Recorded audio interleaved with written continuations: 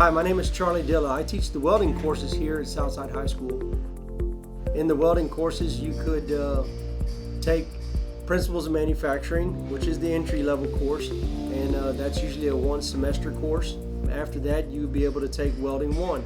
In the Welding 1 course, it's a 2-period course, and during that time, you'll be able to earn upwards of 4 certifications, one being an NCCER Level 1 welder certification, and it also incorporates a safety certification.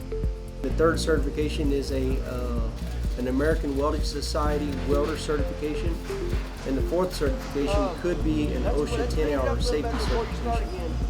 In the advanced level welding course, we've set up to where you can have 16 college credit hours with St. Philip's College or ACCD.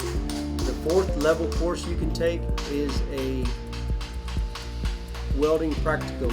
In that course, we can help you get set up with someone in San Antonio where you could work as a welder. You could work possibly running a CNC plasma torch. You could work possibly doing some sales and service, or something in the areas of manufacturing. Hi, my name is Charlie Dilla, and I'm Southside proud.